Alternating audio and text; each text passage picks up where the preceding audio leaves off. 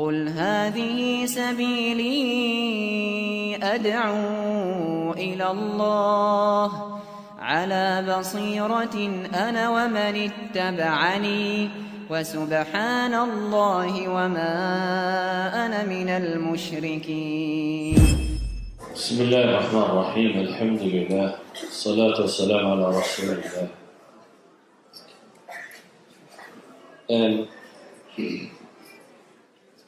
qofka bini aadamka iyo caafimaad qabkiisa ama caqli ahaan iyo ruux ahaan iyo diin ahaanba inuu caafimaad qabo waxaynu wada ogsoonaya inay nolosha asaasigaa ka mid tahay. qofku hadday caqiidadiisu sugnaan weydana wax badan baa ka dhasha. maalan haddaan tusaaleyda siiyo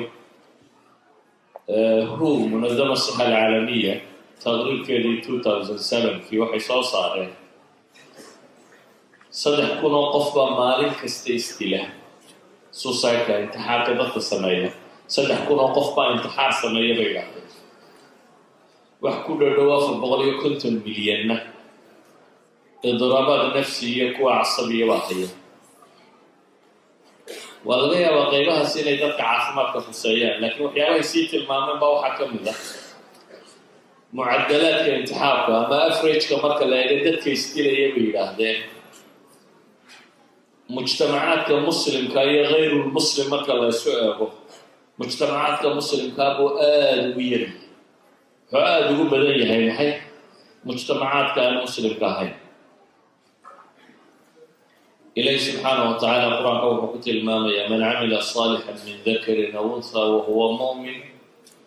فلنحيينه حياة طيبة ولنجزينهم أجرهم بأحسن ما كانوا يعملون. قفك مؤمن رقية مرمتك ضربها هذا عمل صوبة صنعية وحن النورين النبي إليه حياة طيب في الدنيا نرى في عنه nolol sacaado leh nolol deganaashiyo leh. noloshaasi waa ka nabigu calayhi salaatu wasalaam xadiid kale ku tilmaamaya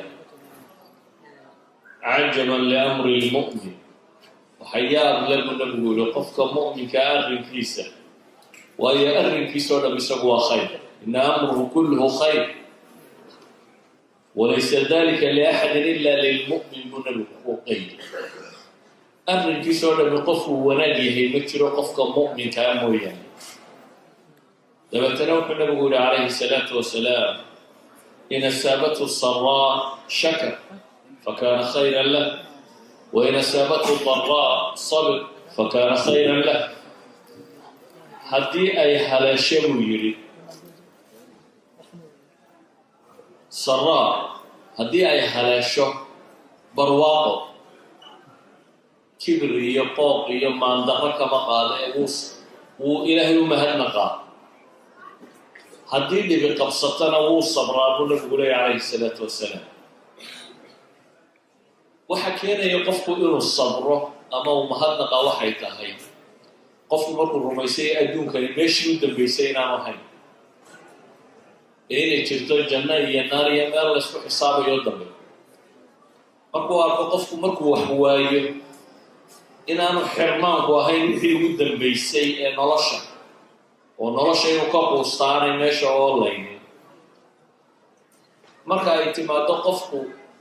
inuu ku xidhan yahay rabu samaawaati walard oo rumaysan yahay furaha nololeed oo dhan cid kaloo haysaa inay jirto waxay keensanaysaa qofka bini aadam inaanu marnaba quusanin. waxay keensanaysaa qof caqliyan degan oo iimaan qabo inuu noqdo. intaa waxaa sii dheer wardiga bini aadamku uu wardiyo ilaahay uu ku xidhnaado. qur-aanku wuxuu inoo tilmaamaya waxyaabaha diiqu nafsiga baabi'iya bay bini aadamku cidhiidhiga laabta kaga dhaca waxa tirtira ama waxa keena inuu yahay rida nafs. qofka bini aadamkaah inuu gaadho xad uu raali noqdo. waa aayaad qur-aan maaha hadal aan istintaajaya ama nishar. ilaahay wuxuu leeyahy subxaana wa tacaala fasbir calaa maa yaquuluun وصبح بحمد ربك قبل طلوع الشمس وقبل غروبها ومن آلاء الليل فصبح وأطراف النهار لعلك ترضى بإلهي كحرا إلهي النبي يقول عليه الصلاة والسلام وحي كحر ضياع يقول النبي مشكلات ونبو أبوري كهري عدادي لدقى الله دتي سيلاي أي إلهي يقول سبحانه وتعالى الصبر وحي كحر ضياع ونروات خيصو عكسيgeeda adigu waxaad samaysaa baa layidhi ilaahay ku xidhan gelin hore iyo gelin dambe iyo habeenba ilaahay u tasbiixso u tuko caabud maxaa ka dhalanaya lacallaka tardaa baa ilaahay leeyahy suuradda kale suuratu lxijrna waa ka ilaahay ku leh walaqad naclamu annaka yadiiqu sadruk waxaanu ognay baa ilaahay leeyahy laabtaadu inay cidhiidhiyoomayso bimaa yaquuluun waxay kugula hadlayaan wax qofka depression ku riday kugu wadaan wax qofka warwargeliya qofka bini aadamka ah markuu mashruuciisu socodba waayo ee laga hor yimaado horimaanta qura maaha markay bulsho dhammi rumaysato inaad waalan tahay cadaadis dhammaantiina lagaala hor yimaado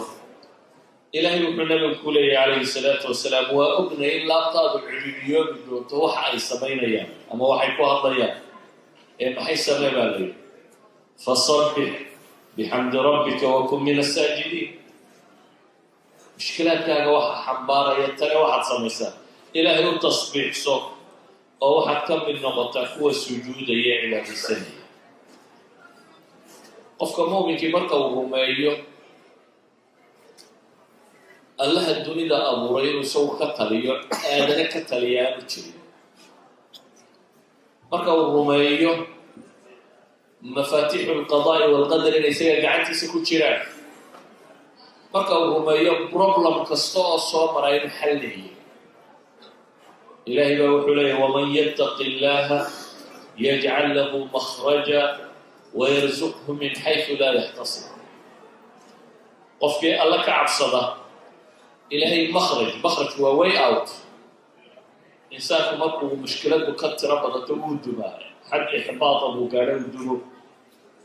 stressku markuu tiro bato wuu dumaa markuu waxaan qaadi kari waayo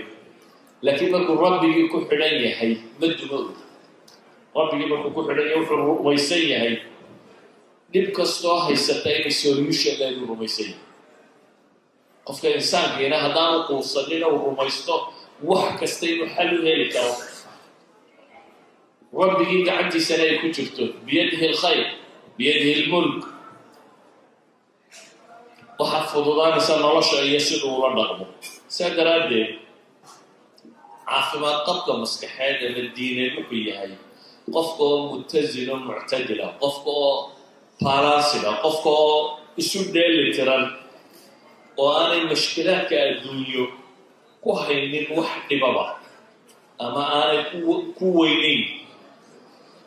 mushkilaadka adduunya aanay ku weynayn sida daraaddeed waxyaabahan ay culamaai nafsi ka waramaan in suluuga bini aadamka daraaseeya iyo qaabka bini aadamku u dhaqmo waxaa xaqiiqa inay qeyb weyn ka tahay insaanku qaabku u dhaqmaya wuxuu rumaysan yahay wuxuu aaminsan yahay waa joogaa doctoorka caafimaadka iyo waa kuwa dhakhaatiirtu inoo shoogaa placebo medicine qofku daawo hadduu yaqiinsado inuu ku bogsanayo inay wax u tarto hadduu laakiin marka horeba warwara qabo tan kollay dhakhtarkani wuxuu ku siiyey wax nafla maaha inay marar badan dhici karto inanu xataa ku bogsanayo walidaalika muctaqadka qof waxa uu rumaysan yahay iyo iimaanku wax weyn buu tara sidaa awgeed ayaa ilaahay subxaana wa tacaala qur-aanka wuxuu ku tilmaamaya huwa aladii anzala asakiinata fii quluubi almu'miniin liyasdaaduu iimaanan maca iimaani in ilaahay xasilooni u soo dejiyo qulubta dadka mu'miniinta say iimaan u korsadaan xasiloonida waa waxa keena inuu qofku mushkiladda aanay problem ku noqon inuu balanced noqdo walidaalika ayuha alaxiba haddii qofka muctaqadkiisu tooso oo ah dunidan uu fahmo inay ibtilaa tahay ibtilaagu waa maxay waa imtixaan inaad u joogto inaanay meel lagu nimcaysto oo badhaadho badan lagu helo inaan ahayn hadduu qofku fahmo nolosha intuu joogaya inay in yartay hadduu qofku fahmo nolosha dambe ee waaraysana camalkuu qabanayo inay ku xidhan tahay oo ilaahay ku abaalmarinayo hadduu qofku garto miiniska la siiyey miinis lagu janno tegi kara inuu yahay haddaad bilyanaad iyo haddaad faqiir tago jannada waad geli kartaa haddaad madax tahay iyo haddaad miskiin tahay waad geli kartaa idan qofku ma rumaysanaa inuu la-yahay miiniskii ama qaabkii jannada loo gelayay sida awgeed waxaa ka yaraanaya waxa laaliya waxa warwar iyo qalaq iyo ikhtiyaab iyo wax la nooca ku dhaca caqiidada sax ahi markaa waxay tartaa inuu qofku caafimaadkiisa ka qayb qaadato waa mar labaade waxay kaloo tartaa xataa caafimaadkiisa kale inuu rumaysto in daawo u leeyahay oo nebi maxamed calayhi salaatu wasalaam markuu tilmaamay xanuun baa laga soo dejin ilaa iyo dawo u leeyahay waa qof aan amal dhigin markaa rumaysan amal inuu daawo gaadhayo waktigay doontaba ha noqotay waxaan kusoo koobaya markaa waktigoo iska kooban daraaddeed iyo idinkoo daalay inaad caqiido quman aamintaa aakhiro rumaysaa alqadaa walqadar rumaysaa ilaahay subxaana wa tacaala weynaysaa waxay qeyb weyn ka tahay degenaanshiyahaaga caqliyeed iyo maskaxeed iyo caafimaad ahaan bay qeyb weyn ka tahay waxay qeyb weyn ka tahay emotionskaaga iyo saad u controli emotionally qof cadhadiisa controli kara farxaddiisa controli kara noloshiisao dhan wax alaaliya wuxuu emotions leeyahay saytarayn karaad noqon karta waxaa intaa dheer oo aad noqonaysaa qof aan balaayadu dhibin ama mashaakilka adduuniyad aanay dhibin waxaad noqonaysaa qof aan quusta aqoonin waxaad noqonaysaa qof camaliya oo inuu wax qabto mar kastaba diyaar u ah waxaad noqonaysaa qof rajada rabbigii ku nool walidaalik qofkii intaasi u saxanto inta kalena in sha allahu tacala waa u saxmi doontaa wasala allahu calaa muxamedin wacala alihi wasaxbi wasalam